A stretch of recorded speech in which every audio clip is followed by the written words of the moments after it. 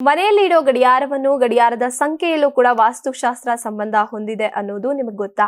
ಹೌದು, ಗಡಿಯಾರ ವಾಸ್ತು ಸಲಹೆಗಳು ಮನೆಯಲ್ಲಿ ಸಕಾರಾತ್ಮಕ ಶಕ್ತಿ ಹೆಚ್ಚಿಸೋದಕ್ಕೆ ಸಹಾಯವಾಗಿದೆ. ವಾಸ್ತು ಪ್ರಕಾರ ಉತ್ತರ, ಪೂರ್ವ ಮತ್ತೆ ಪಶ್ಚಿಮ ದಿಕ್ಕುಗಳಲ್ಲಿ ಗಡಿಯಾರ ಇಡುವುದು ಶುಭಕರ.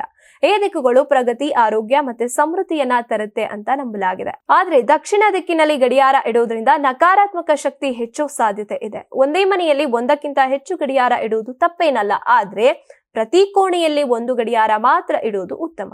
ಅನೇಕ ಗಡಿಯಾರಗಳನ್ನ ಒಂದೇ ಕೋಣೆಯಲ್ಲಿ ಇಡುವುದರಿಂದ ಮನಸ್ಸಿಗೆ ಅಶಾಂತಿ ಮತ್ತೆ ಗೊಂದಲ ಉಂಟಾಗಬಹುದು.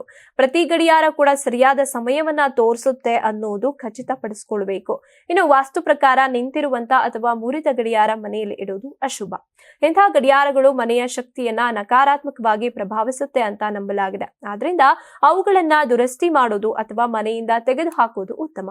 ವಿಭಿನ್ನ ಸಮಯ ತೋರಿಸುವಂತ ಗಡಿಯಾರಗಳು ಸಹ ಮನೆಯಲ್ಲಿ ಒತ್ತಡ ಮತ್ತೆ ಅಸ್ಥಿರತೆಯನ್ನ ತರಬಹುದು.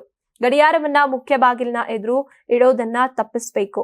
ವೃತ್ತಾಕಾರದ ಗಡಿಯಾರವನ್ನ ಬಳಸೋದು ಅತ್ಯುತ್ತಮ ಆಯ್ಕೆ ಅಂತ ವಾಸ್ತುಶಾಸ್ತ್ರ ಹೇಳುತ್ತೆ. ಯಾಕಂದ್ರೆ ಅದು ಜೀವನದ ನಿರಂತರ ಚಕ್ರ ಮತ್ತೆ ಸಮತೋಲನವನ್ನ ಸೂಚಿಸುತ್ತೆ. ಈ ಸರಳ ವಾಸ್ತು ನಿಯಮಗಳನ್ನ ಪಾಲಿಸೋದ್ರಿಂದ ಮನೆಯಲ್ಲಿ ಶಾಂತಿ, ಪ್ರಗತಿ ಮತ್ತೆ ಧನಾತ್ಮಕ ವಾತಾವರಣ ಹೆಚ್ಚಾಗುತ್ತೆ.